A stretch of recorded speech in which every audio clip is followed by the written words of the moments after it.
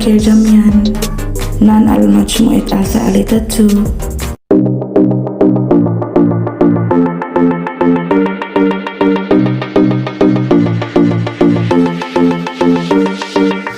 Mindanao and Sulu are the original homeland of the Philippine Muslims. These areas are now the third political subdivision of the Philippines. They are located at the southern part of the country and lie around 100 miles north of equator. The areas occupy a strategic position at the center of shipping line between the Far East and the Malayan world.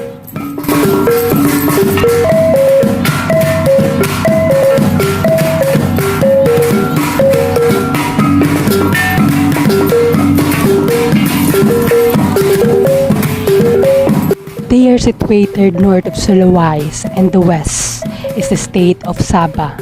Mindanao and Sulu has a total land area of 102 square kilometers. It is a fertile region and known to be the rich in agricultural, plantation, marine and mineral resources.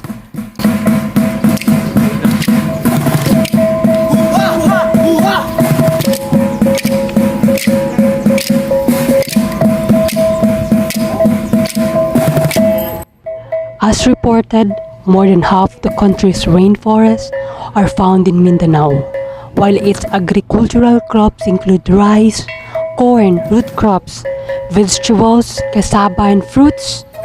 Marine products like seaweed productions, fish as well as gas and oil are dominant in the Sulu Sea. 59% of tuna and sardines are largely taken from the Sulu Sea. Mainland Mindanao has substantial mineral deposits. Zamboanga del Sur has gold, silver, lead, zinc deposit. Davao Oriental has chromite reserves, marble deposits for Davao del Norte, and oil deposit in South Cotabato.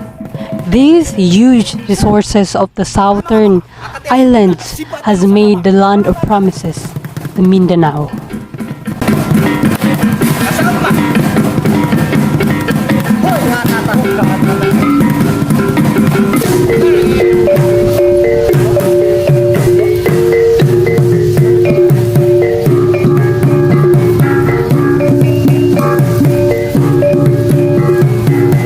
However, the main concentration of the Philippine Muslim population is confined largely to the western side of the Mindanao down to the Sulu archipelago.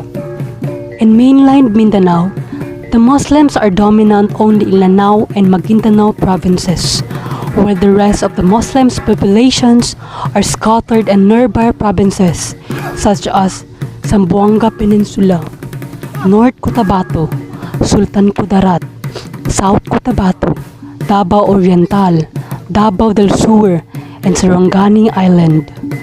In the Sulu archipelago, the Muslims are all dominant in three islands provinces of Basilan, Sulu, and Tawi-Tawi. The 13 Muslim majority Philippines ethnic groups. Bajau. Bajau or Bajau means man of the sea. Sinama is the language of Bajau that is being used in their way of communication. One lifestyle of the Bajau is making sailing vessels. Their village is in the southern Philippines on a little stretch of beach in Sarangani Bay, which is just a few miles of South General Santos City. Traditionally, Bajau had no permanent dwellings and lived on their boats throughout the year. The traditional attire of a Bajau is the patajong. It can serve as head cover, waistband, sash, blanket, hammock, shoulder bag, cradle, pouch, hood, or pillow. Bajau, like any distinct group, have already lost some of their heritage as some of their stories were never retold to the next generation. The Bajau are also the beginning to lose something of their identity as they integrate with their adopted land-based communities. Despite these changes, the richness of Bajau heritage is starting to be recognized as worthy of preservation. Iranon. Iranon are also called Ilyanun or Ilyanun. Iranon are closely related culturally and linguistically to the Maranao and Magindanaon. The majority of Iranon live along the coastline of the towns of Nulingi, Parang, Matanog, and Barira in Maguindanao province. Their society was a Muslim. Its social class was classified into Uripin or slave, Kadaklan or Domato, and Pindato or ruling class, but they are very hospitable and principled group of people. One highlighted among their tradition was some Iranon wedding feast or ceremony. Sagayan was being performed in the Kakuyog sa Damak, a cooked sweet food delivered to the house of the bride from the house of the groom. Hama Mapon. Hama Mapon. Hama means people and Mapon means the name of municipality. In short, they are called people of Mapon. They are native inhabitants of Cagayan de Tawi-Tawi, Cagayan de Sulu, or Mapon, the turtle island where it is closest to the Sabah, Malaysia. They are also found in northern Palawan and other nearby islands. The Hama Mapon are socially independent, peaceful, and creative people. They are one of the Bangsamoro ethnic tribes in the Philippines. They are the Sama-speaking people widely known for their creativity and traditions. Their spoken language called Pulun Mapon, meaning Mapun language. Calagan. The Calagan live on the island of Mindanao in the southern Philippines. They are located in an area between the interior uplands and the western coast of Davao Gulf. These Calagan are mainly of the Tagakaulo Calagan branch. They are skilled in basket weaving, embroidery, loom weaving, blanket weaving, headdresses, beaded necklaces, and others. They make their jackets out of abaca and decorated them with mother-of-pearl disc lined with glass beads. Their beliefs. Like Muslims, they also believe that there is no God but God and Muhammad is the messenger of God.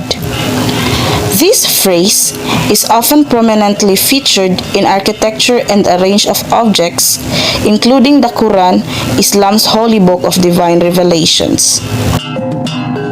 Religion of Muslim. Islam.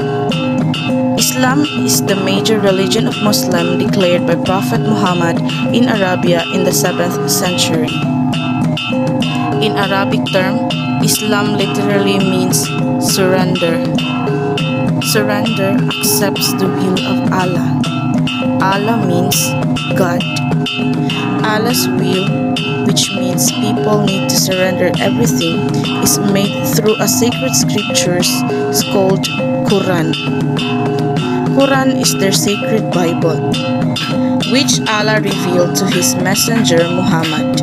In Islam, Muhammad is considered the last of a series of prophets, including Adam, Noah, Abraham, Moses, Solomon, and Jesus, and his message simultaneously consummates and completes the revelations attributed to earlier prophets. The 5 pillars are the core beliefs and practices of Islam. 1. Profession of faith or shahada. 2. Prayer or salat. 3. Alms or zakat. 4. Fasting or saum. 5. Pilgrimage or hajj. Islam is centered to the belief that there is no God but God and Muhammad is the messenger of God. This phrase, written in Arabic, is often prominently featured in architecture and a range of books, including the Quran, Islam's holy book of divine revelations. One becomes a Muslim by reciting this phrase with conviction. Muslims pray facing Mecca 5 times a day, at dawn, noon, mid-afternoon, sunset, and after dark. And when they pray, they always include the chapter of Quran. Muslims can pray individually at any location or together in a mosque, where a leader in prayer or imam guides the congregation. Men gather in the mosque for the noonday prayer on Friday. Women are welcome but not obliged to participate. After the prayer, a sermon focuses on a passage from the Quran, followed by prayers by the imam and a discussion of a particular religious topic. These beliefs and practices means Muslims donate a fixed portion of their income to community members in need. This is their way of helping one another. Muslims, ruler and wealthy people build mosques, drinking fountains, hospitals, schools, and other institutions both as a religious duty and to secure the blessings associated with charity. These practices happens during the daylight hours of Ramadan, the 9th month of the Islamic calendar. All healthy adult Muslims are required to abstain from food and drink. This is their way of sacrifice. Fasting symbolizes for them that they renew their awareness of gratitude for everything God has provided in their lives, including the Quran. Ramadan means they share their hunger and thirst of the needy as a reminder of the religious duty to help those less fortunate. These practices or beliefs that every Muslim whose health and finances permit it must make at least one visit to the holy city of Mecca in present-day Saudi Arabia. Muslims believe that it is the house of Abraham, Ibrahim in Arabic, built for God, and face in its direction when they pray. Since the time of the Prophet Muhammad, believers from all over the world have gathered around the Kaaba in Mecca on the 8th and 12th days of the final month. Hello everyone, this is Kristen J. And now, let's add 3 more Muslim group to the first 3 Muslim majority Philippine ethnic groups in our discussion. These are the Kalibugan, Maguindanao, and Palawanon. Who are the Kalibugan Muslim? Kalibugan, Kalibuga, or Kalibugan means mixed breed and refers to the Subanen of the Philippines who have intermarried with the Tausug and Samal. Who are the Subanen who intermarried with the Tausug and Samal? They are so-called the first settler in Zamboanga Peninsula. Because they live near the river or Suba, they are called river dwellers or Subanens. The family is patriarchal while the village is led by a chief called Timuay. He acts as the village judge and is concerned with all communal matters. Their marriage is also similar to other tribes. They have dowry, feasting called buklog, and the rice rituals. The officiating person of the wedding called Misala Getao, who is a respected male leader in the area. The most important part of the wedding is when the bride and groom witnessed the rice ritual.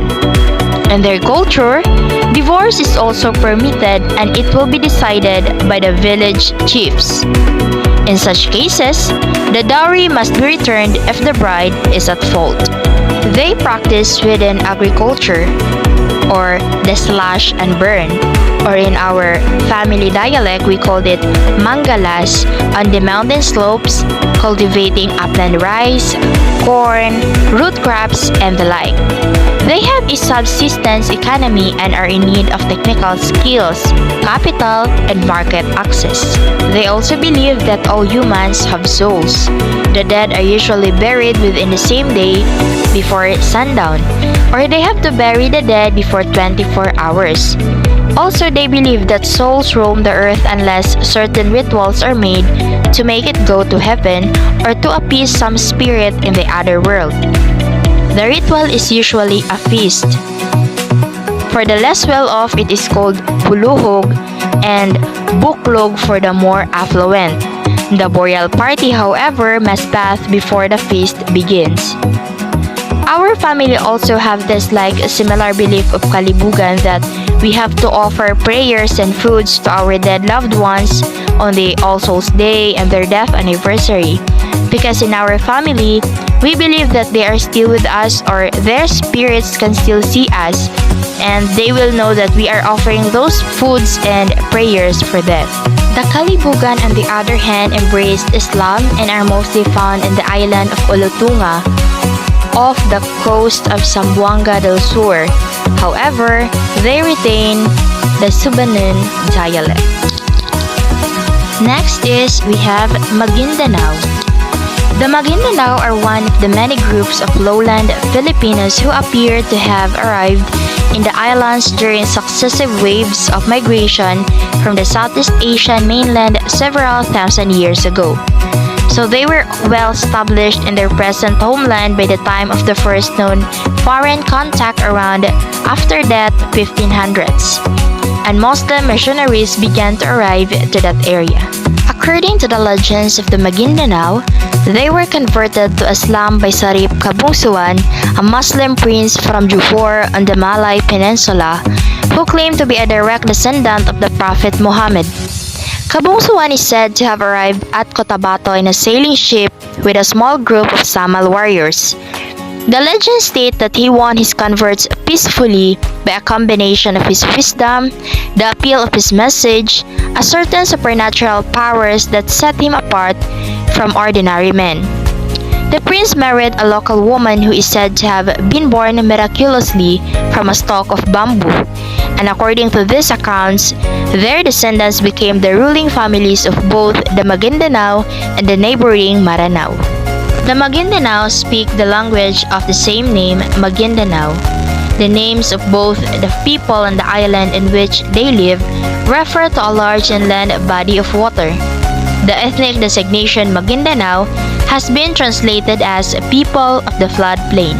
The Maguindanao people are an Austronesian ethnic group from the Philippines.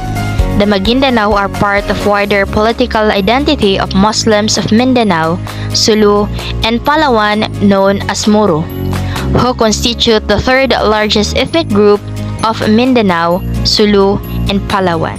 The sixth Muslim majority Philippine ethnic group is Palawanon. The Palawanon tribal people, also known as the Palawan or the Palawan tribe, are an indigenous ethnic group in Palawan. Palawanos have not been very assimilated into Filipino society, and only few speak Tagalog. Palawanos are a vulnerable tribe because they lack basic education even today. Activists claim that the government wants to keep the Palawan tribe in a primitive state as a tourist attraction. The Palawan diet is made up of rice, bananas, cassava, breadfruit, pork from wild pig, fruit, and freshwater fish. They practice shifting cultivation of upland rice, which is considered as a divine gift. They are also known for their rice wine ritual called Pagdiwata. The cult of a dead is the key to the religious system of the Tagbanwa, who also believe in countless deities found in the natural environment. Most Palawanos choose to live along upland rivers, while a few opt for the coast. Their primary source of food is agriculture, using the slash and burn method. Most Palawanos choose to live along upland rivers, while a few opt for the coast. Their primary source of food is agriculture, using the slash and burn method. Most Palawanos choose to live along upland rivers, while a few opt for the coast. Their primary source of food is agriculture, using the slash and burn method or the magala sa bukid. Hunting with blowguns, fishing, and food gathering are also relied on for sustenance. In traditional societies, most of the agricultural tasks are assigned to the women.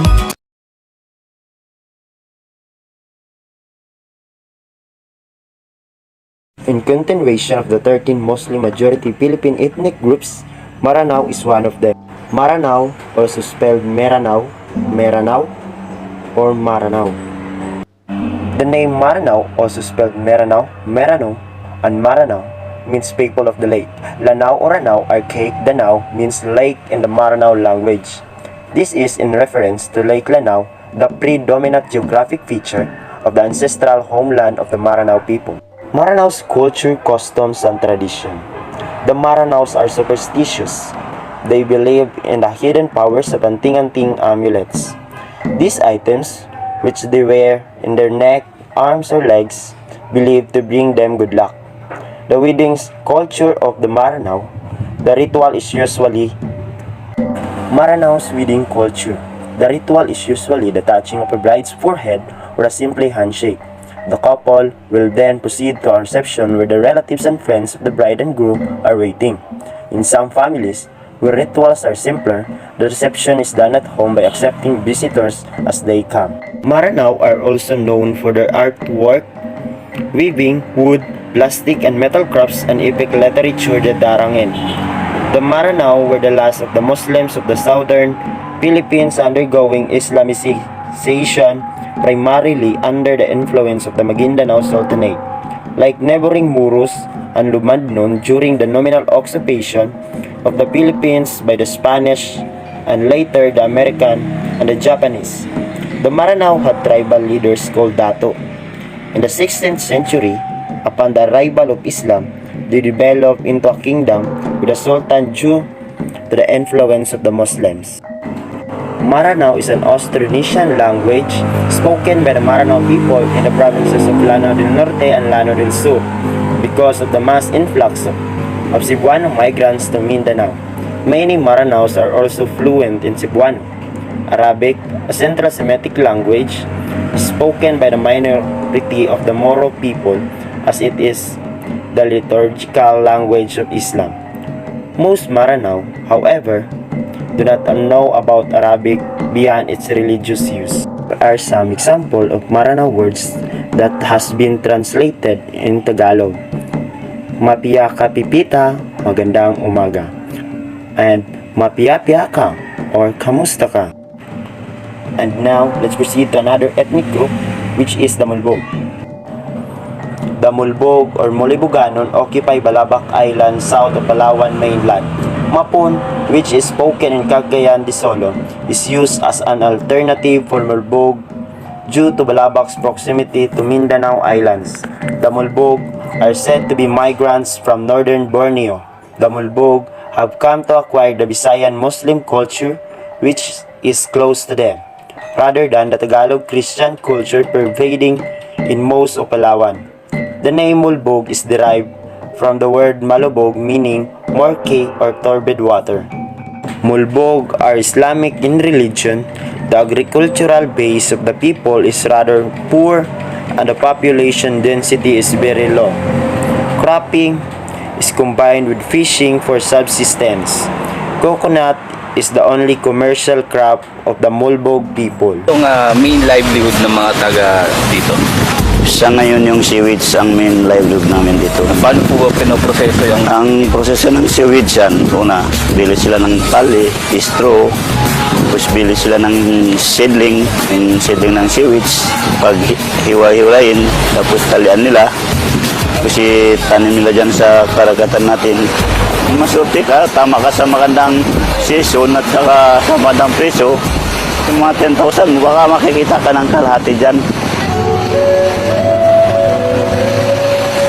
Muslim, mga Mulbogs, at may mga paniniwala rin silang natatangi at kakaiba. may kakaiba daw pong kultura dito sa pagkakasal? Ang kultura talaga ng Morbog, iba talaga sa kanila. Minsan yan, 3 days yung sabi nila ipasok sa kulambo. 3 days mo na yan doon sa loob ng kulambo, yung babae, bago nila ikakasal. Ganyan kasi ang kanilang kultura. Pero tuloy-tuloy yung handaan nila, may handaan sila sa habang hindi pa na ikakasal. Ikinukulong ng 3 araw ang babaeng ikakasal hanggang mag-new moon sa paniniwalang maghahatid ito ng swerte sa kanilang magiging pamilya. Habang nakakulong ang babae sa kulambo, sisimulan naman ng lalaking ikakasal na pagsilbihan ang pamilya ng babae. Siya ang mamumuno sa gagawing handaan para sa gagawing kasalan.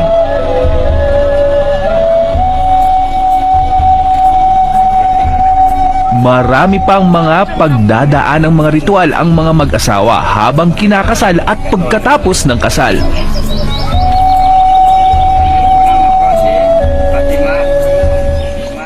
Mulbog ethnic groups located in Balabac Island in southern Palawan, also in Sabah, Malaysia. Family Austronesian and Malo-Polynesian. Related languages, intelligibility with Brooks Point Palawano, South Palawano. Sama. The Sama Bajau refers to several Austronesian ethnic groups of maritime Southeast Asia. The name collectively refers to related people who usually call themselves the Sama or Sama. Formerly, Sama people, or are known by the exonym Bajau, or spelled Bajau, Baju, Baju, or Bayao. They usually live a seaborne lifestyle and use small wooden sailing vessels such as Pirahu, Layag in Meranao, Dengeng, Balutu, Lipa, and Benta or Pilang.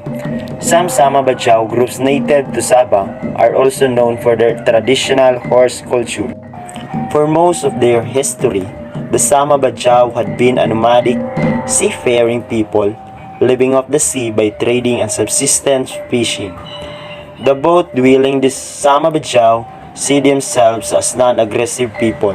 They keep close to the shore by erecting houses on stilts and traveled using lapa, handmade boats which many live in. A 2021 genetic study shows that some Sama Bajau have Austroasiatic ancestry. Sama is well known of their horse culture. The more settled land-based West Coast Bajau are expert equestrians, which makes them remarkable in Malaysia, where horse riding has never been widespread anywhere else.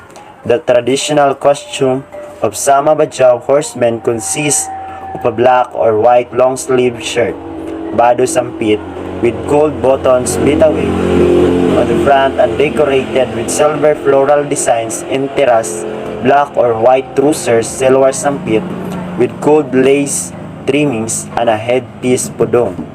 They carry a spread bujak, a riding crop pasut, and a silver-hilted carries dagger. The horse is also caparisoned with a colorful outfit called kain kuda that also have brass bells, Syria touch, and saddle sila is made from water buffalo hide and padded with cloth lapik underneath. Muslims have their own culture. The Kris Kampilan is the weapon of the indigenous people of Mindanao. The Barong Kifeng is one of several significant weapons of the indigenous people in southern Philippines. Islam is the most dominant influence on the Moro cultures since the era of the Sultanate of Maguindanao and Sulu. Large and small mosques can be found all over the region. In accordance with Islamic law, alcohol consumption must be avoided at all costs. Fornication is prohibited. Pork and pork byproducts are not permissible. Fasting during Ramadan and providing charity for the poor are mandatory in Islam. The Hajj is also a major requirement as it is one of the 5 pillars of Islam. Moro women covers themselves using a veil to do just as in Malaysia, Indonesia, Brunei, Singapore, and southern Thailand. Moro men, especially the elderly, can always be seen wearing a black skull cap called the sungkok or the white one called the takheya. Differentiating from their Malay relatives in neighboring countries, the only main problems associated with Moro groups is that they are not always united and lack a sense of solidarity. Good day everyone, my name is Lee Andrew A. Villapania and today I am going to talk all about the 3 major Muslim groups in the Philippines. The Sanggol, Tausug, and the Yakan. What is Sanggol? Sanggol descended from the Sanghe, an archipelago in eastern Indonesia from where they hailed. The tribe was already Muslim long before they came to the Philippines and ahead of introduction of Islam to Mindanao. They live in the Sanghe and the Talaud Island group and around the southern coast of Mindanao in the Sarangani Bay area with concentration in Balut and Sarangani Islands of Mindanao. Jose Abad Santos in the province of Davao del Sur, where they are a total of 4,322. There are three types of Sanggal. The Kulano means the Datu, the Raha, Muda means a nobleman, and the Long means a slave. When Dutch colonies took over Indonesia in the 16th century, many Indonesians from the Sanghe Islands located in the border area of North Sulawesi, Indonesia, and the Mindanao, Philippines, made an explanatory expedition in the Philippines. They realized that it was favorable to settle in the Philippines and took advantage of the economic opportunities, particularly in southern. Sanggal primary language is Sanggal, which is similar to the language of Bahasa and Tausug. For the example is, when we say good morning in Sanggal, mapiyang mau kadi. So the livelihood of the Sanggal tribe is fishing. That is the major of source of income. And also boat building is also a prime activity such as vinchas and pamboats. Intensive agriculture and horticulture. Sanggal believes that corpse laid down facing the sunset in the belief that the soul will surely go to heaven. They don't use coffin because it blocks a dead person to enter the heaven. Kanduri is done as an offering to the soul so that it won't return to the house. So let's go to the Tausug. What is Tausug? Tausug, also spelled Tausug or Tausug, also called Juliano, Sulu, or Suluk, one of the largest of the Muslims, sometimes called Moro, ethnic groups of southwestern Philippines. They live primarily in the Sulu archipelago southwest of the island of Mindanao, mainly the Sulu Island cluster. How is Tausug wedding being practiced? Accordingly, there is nothing much a difference between the modern and traditional Tausug wedding, except that in a traditional way, the man is supposed to give the woman a homemade native food in a colorful wrapper, and nowadays, they can buy biscuits and cakes instead. Also, in the old times, only the parents of the man can decide who he will marry. Both ways requires the man to go at the woman's house with his parents, introduce himself, set the dowry in the planned wedding. It's more known as mamanhikan. The second step is to set the date of the wedding or the engagement known as parturol taima. In parturol taima, the man is required to give gifts to the girl and the girl's relatives and visitors. This serves as the giveaway. Also, the man must have a consent from either the father, brother, or uncle. Only these people can give the consent known as wali. Without wali, the man cannot marry the woman. After being engaged, they then will perform pagkawin. This is where the man and the woman will be married. There are instances that pagkawin and the celebration is being done at the same date. Pagkawin in the morning, then the celebration of the afternoon, more known now as reception. In the old times, pagkawin and the celebration are done on different dates. It depends on the man's capacity. The pagkawin is done when the man will have a deal with the imam or the officiating person of the wedding. According to the interviewee, the thumb of the groom and the imam must touch as well as their right knees. Their hands are covered with a white cloth. Then, the imam will ask the groom if he is prepared to take over the responsibilities as the bride's husband. All the responsibilities of the girl's parents must be taken over his husband. They can only marry when they have the same religion. If, for instance, they are not on the same religion, one must convert. Accordingly, most of the Tausug follows Islam religion. After it's been sealed, the bride and the groom is legally married. In addition, pagkawin is only done in the house of the woman back in the old times. So what is dowry for and what is the basis? Well, the dowry is required in order for the man to be able to marry the girl. And it was stated in the Quran. As what the interviewee said, the dowry is set by the parents, and once the man agrees, the two then will be ready for engagement. The man can give cow as dowry, but he may also give cash, sacks of rice, or homemade native food. In the old times, the man gives one set of gold as dowry. Tausug beliefs and practices. In a burial, the Tausug don't practice vigil or embalms. They immediately bury the body after 24 hours. In baptism, there's this what they call pagunting, where the hair of the infant boy is being cut. This is required to all boys infants. Girl infants, on the other hand, are not required for the reason that girls are precious and they must not be touched. Lifestyle of Tausug. In the old times, typically Tausug practice farming, fishing, gold mining, or smithing. But nowadays, although some Tausug still practice farming and fishing, most Tausug are now engaging in businesses like trading and barter trade. Some Tausug also work for the government. Dialect of Tausug. Tausug in an Austronesian language spoken on the island of Hulu in the southwestern Philippines.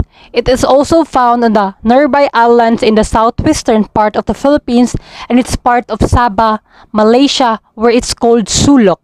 For example, when we say good morning in the Tausug, it's marayaw mahinaat. And lastly, my topic is all about Yakan. What is Yakan? The Yakan people are among the major indigenous Filipino ethno-linguistic groups in the Sulu archipelago. Also, as the dream weaver having a significant number of followers of Islam, it is considered one of the 13 more groups in the Philippines. The Yakan mainly reside in the Basilan but also in Zamboanga City. So, what is the dialect of Yakan? They speak a language known as Bisa-Yakan, which has characteristics both of Sama, Bahayo, Sinama, and Tausug. It is written in the Malayan Arabic script with adaptations of sounds not present in Arabic. For example, when we say thank you in Yakan, magsimpu samati. So the culture and the tradition of Yakan is the Yakan have the tradition horse culture. They are renowned for their waving tradition. Culturally, they are Sama people who eventually lead a life on land, mostly in Basilan in Zamboanga City. They are included as part of the Sama ethnic group, which includes the Bajay, Delaot, Kalibungan, and other Sama groups. And that will be all. Thank you and have a good day.